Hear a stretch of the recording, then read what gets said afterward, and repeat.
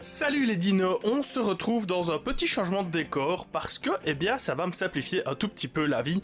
Déjà avec le micro, histoire qu'on ait un son un petit peu moins dégueu que d'habitude. Et puis, parce que voilà, ici je suis bien mis, je suis assis, je suis confort. Et pour vous parler, ce sera quand même déjà un peu plus cool. Aujourd'hui, bien entendu, nous allons voir les recommandations de septembre. Évidemment, nous sommes en octobre, donc je vous parle des films que j'ai regardés le mois passé. Générique.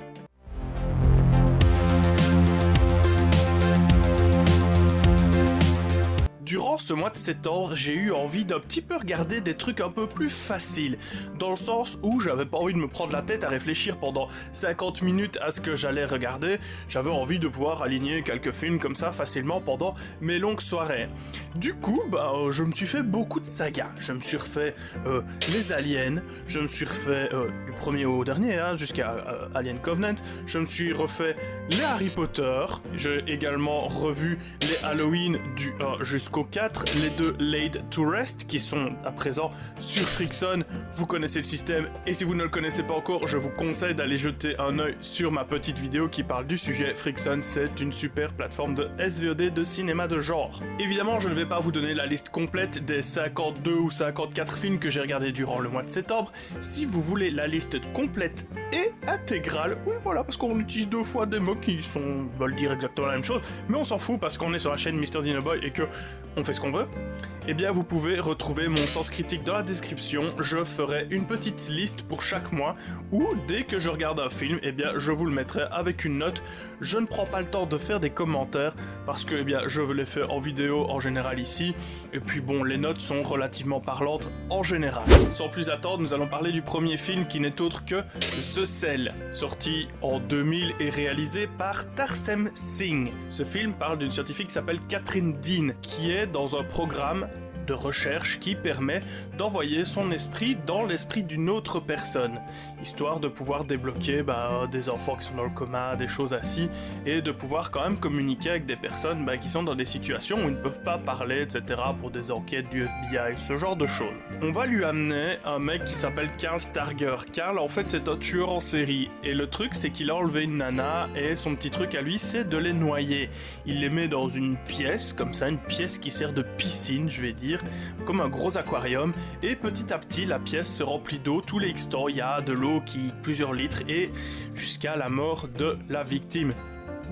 Le but ici va bien entendu d'être de rentrer dans l'esprit de Carl et de savoir où se trouve la victime avant qu'elle ne meure. C'est un très chouette film fantastique et thriller avec bien entendu Jennifer Lopez qui, je pense, ici signe son meilleur rôle, et l'incroyable Vincent D'Onofrio. Ce mec peut absolument tout jouer, c'est affolant. C'est un film très beau graphiquement, et si vous êtes un petit peu fan d'art, au sens large du terme, vous allez y retrouver des tonnes et des tonnes de références. C'est un truc complètement dingue. Ce film est juste magnifique. Je veux dire, une fois que Jennifer Lopez rentre dans les rêves de D'Onofrio, vous pouvez faire pause à peu près n'importe quel moment et créer un super fond d'écran pour votre ordinateur. Parfois un peu glauque, certes, mais ça fonctionne. C'est un film que je regarde depuis des années et même toujours maintenant, il me fascine toujours autant. C'est un très bon thriller fantastique et c'est vraiment le genre de film que j'aime beaucoup voir. Il y a un petit esprit, évidemment avec le côté fantastique en plus, mais il y a un petit esprit à la Seven, Bone Collector, vous voyez, ce genre de thriller très sympa que je mange avec beaucoup de satisfaction. Voilà, donc je vous recommande d'aller voir The Cell de Tarsem Singh, c'est un très très bon film. Le deuxième film, c'est Le Vaisseau de l'Angoisse de Steve Beck qui est sorti en 2003. C'est un film très sympathique, c'est un film fantastique bien entendu, qui raconte l'histoire d'un bateau dans les années 50 dont l'équipage va totalement disparaître dans des circonstances assez violentes. Tout le monde va être tué en gros, et on ne sait pas par qui, pourquoi, ni comment. Quoique comment, on le sait. Et d'ailleurs, si vous avez déjà vu ce film et que vous vous rappelez de l'intro, ça ne peut que vous marquer, vous ne pouvez pas oublier cette introduction, c'est impossible. Et donc, quelques années plus tard, évidemment une époque plus moderne, une bande de chasseurs d'épaves vont être engagés par un petit mec, histoire de retrouver ce bateau, de le remorquer, et parce que apparemment il y aurait un trésor dedans qui pourrait tous se partager à part plus ou moins égale, histoire de remettre un petit peu les choses à flot, sans mauvais jeu de mots. Voilà, Le Vaisseau de l'Angoisse, c'est un film de mon adolescence. Je sais que c'est pas le meilleur film fantastique de tous les temps, mais il est plutôt marquant, cette pochette avec le bateau, avec une tête de mort. Je me rappelle à l'époque des vidéoclubs m'avait vachement attiré, donc je l'avais loué avec mes parents. Et cette scène d'intro, encore une fois, cette scène d'intro qui est complètement affolante, vous ne pouvez pas l'oublier. Vous ne pouvez pas l'oublier, et si vous savez de quoi je parle, parce que j'ai pas envie de spoiler, cette scène est tellement choc. C'est pas trash, hein, mais c'est waouh, vous voyez, que vous ne saurez pas vous décoller ça de la tête, vous n'oublierez pas. Voilà, pas parce que ça vous aura choqué jusqu'à la fin de votre vie, hein, mais parce que c'est une scène qui est assez, assez inattendue. Voilà, c'est un petit film fantastique, évidemment, les gens sur le bateau vont commencer à se faire disséminer petit à petit, avec un petit peu de musique métal à gauche à droite, c'est l'époque qui voulait ça, c'était un peu la mode aussi, donc voilà. Mais c'est très très sympa, voilà, c'est un petit film qui dure 1h30, 2h max, je pense même pas, et qui saura vous faire passer un bon petit moment devant ce petit film horrifique, vous savez, toujours avec une petite touche d'humour à gauche à droite. Voilà, c'est très sympa et je vous recommande d'aller jeter un œil. Ce sera un petit film d'horreur pour vos soirées horrifiques. Voilà. Troisième film, Un cri dans l'océan de Steven Sommers, sorti en 1998.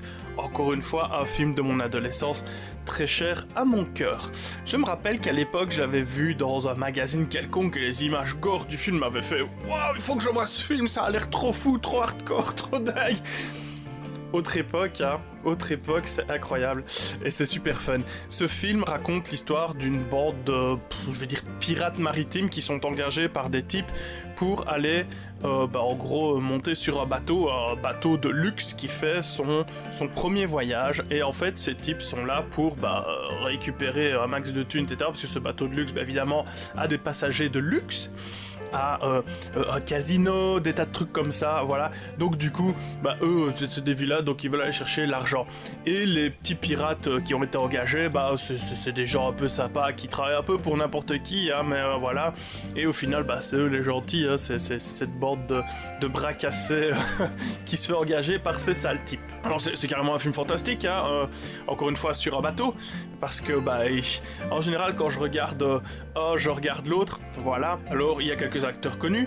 Je regarde ici par exemple, il y a Famke Janssen, bien entendu, que l'ancienne James Bond girl. Il y a Treat Williams, que vous avez déjà vu dans sans doute des tas de films. Kevin J. O'Connor, qui fait Benny dans le film La Momie, voilà, que vous avez déjà vu aussi. Voilà, c'est un film, encore une fois, avec énormément d'humour. Du gore, évidemment, mais du gore qui date d'il y a une bonne vingtaine d'années, une bonne presque 30 ans. Hein. Ça fait longtemps. Et, c'est un très chouette film, franchement, c'est pas prise de tête, c'est action, fantastique, un petit peu de trash, plutôt bien fait, hein. La 3D a un peu vieilli, inévitablement, je veux dire, c'est ce genre de film, hein. Et donc du coup, c'est un très bon divertissement, ça se regarde vraiment en duo avec le vaisseau de l'angoisse. C'est vraiment deux films qui se passent sur des bateaux avec des thèmes un peu, d'un côté il y a les fantômes et ici il y a des monstres, des espèces de gros serpents de mer qui veulent bouffer tout ce qu'il y a sur le bateau. Et voilà, on est clairement dans ce genre de film, hein, un peu fantastique encore une fois, avec de l'humour, un petit côté comédie, machin, et c'est très très sympa. Donc je vous recommande d'aller jeter un œil sur Un cri dans l'océan. Le dernier film dont je vais vous parler ici, c'est Slax de Elsa Keffart, qui est sorti en 2021 et qui est passé dans pas mal de festivals et qui a eu son petit succès. De quoi ça parle, Slax? En fait, ça va parler d'un jeans qui tue. Je vous laisse 2 secondes pour assimiler l'information. En gros, ça parle d'une entreprise, hein, une entreprise de vêtements, le truc fashion, hyper connu, machin, qui va vendre son nouveau jeans. C'est un jeans qui est censé s'adapter à toutes les tailles. Que tu fasses un 32 ou un 46, ce jeans taille unique est censé s'adapter à ta taille. C'est une sorte de jeans magique, voilà. Le truc, c'est que ce jeans a été fait avec des trucs pas très nets, tu vois, il se la joue un peu écolo, machin, friendly et tout, mais il y a quelque chose de pas très net, et il y a un Jeans qui est pas content, voilà, et qui va se mettre à buter les gens dans le magasin. Alors dit comme ça a l'air complètement con, et c'est un petit peu le cas, et c'est ce qui fait que ce film est franchement génial. C'est complètement barré. Il y a ce Jeans qui, à un moment, vous voyez le haut du jeans qui fait comme une bouche, et les deux poches à l'arrière qui font des yeux et qui froncent les sourcils comme ça, voilà. Il y a ce genre de scène, c'est un petit peu trashouille, évidemment, c'est du gore, mais rien d'exceptionnellement dégoûtant, hein, je vais dire, c'est du gore, voilà, c'est très mainstream comme on dit. Il n'y a rien de péjoratif là-dedans, je veux dire, c'est en comparaison à des trucs plus hardcore, mais c'est voilà, c'est très, c'est pas plus violent que ce que vous pourriez regarder à la télé dans les experts ou ce genre de conneries, quoi. Et mais le film est très fun, hein, c'est clairement une comédie horrifique. Il y a des moments, mais voilà, j'ai pas envie de spoiler parce que c'est ces petits instants qui sont super fun, hein, et alors qui font que le film est trop marrant. Et puis bah évidemment il y a 2-3 petits détails dont je ne vous parle pas évidemment de manière complètement voulue, histoire que bah, ça vous spoil pas pourquoi le Jeans vit, qu'est-ce qui s'est passé, machin, etc. Exactement pour que ça en arrive là. Mais dites-vous que franchement c'est super fun, et vous allez voir aussi, bah, ce film parle aussi un petit peu des ambiances d'entreprise. Vous voyez, tout le monde est dans une entreprise, c'est bonjour, avec le client, et puis entre eux c'est genre vous voyez ce genre de truc. Enfin bon, tout le monde connaît ça, c'est pas que dans les entreprises de vêtements, etc. Je veux dire, c'est dans tous les boulots, hein, il y a toujours des gens comme ça. Mais ici, franchement, ils vont à fond dans le cliché et ça rend le truc vraiment cool. Voilà, alors forcément, c'est pas le film du siècle, là, clairement. Mais c'est très chouette, c'est une petite comédie horrifique avec ses petites originalités, et bah, ça mérite d'être vu. Et c'est très amusant. Donc je vous recommande de vous jeter sur Slaxx, SLAXX. Voilà, XX, ça fait un peu LXX, ouais, XXL. Voilà, c'est ma taille de t-shirt. XXL. Voilà, donc c'était le dernier petit film. Voilà pour ces recommandations de septembre de ce que j'ai regardé. Encore une fois, si vous voulez la liste complète, le sens critique est dans la description, vous cliquez, il y a une liste où vous retrouverez l'intégralité des films que j'ai regardés. Voilà, comme ça vous pouvez aller un peu voir autre chose, vous faire des petites aspirations pour le week-end. Et évidemment, bah, la liste d'octobre est en cours de création, hein, vous pouvez déjà voir ce que j'ai déjà vu. Voilà, au fur et à mesure, regardez mes notes. Certaines pourront peut-être étonner, parce que j'ai regardé un film culte il y a pas longtemps, dit culte, et j'ai pas aimé. J'ai mis un 4, voilà. Mais voilà, je vous laisse aller découvrir. Donc, si vous avez aimé cette vidéo, évidemment, abonnez-vous, un petit pouce bleu, vous connaissez le système, et pourquoi pas dans les commentaires, dites-moi ce que vous avez regardé pendant le mois de septembre, un film ou l'autre qui vous a marqué, qui vous a bien plu, comme par exemple, je ne sais pas moi, Candyman ou Dune. Voilà, les deux films de septembre 2021, c'est deux tueries. Candyman, donc vous pouvez retrouver la critique bien entendu dans mes petites vidéos d'une. Je n'en ai pas fait, je ne sais pas si j'en ferai, voilà. On verra bien. Donc, merci d'avoir regardé cette vidéo, vous connaissez le système, un pouce bleu, un abonnement, et jusqu'à la prochaine fois, je vous dis ciao.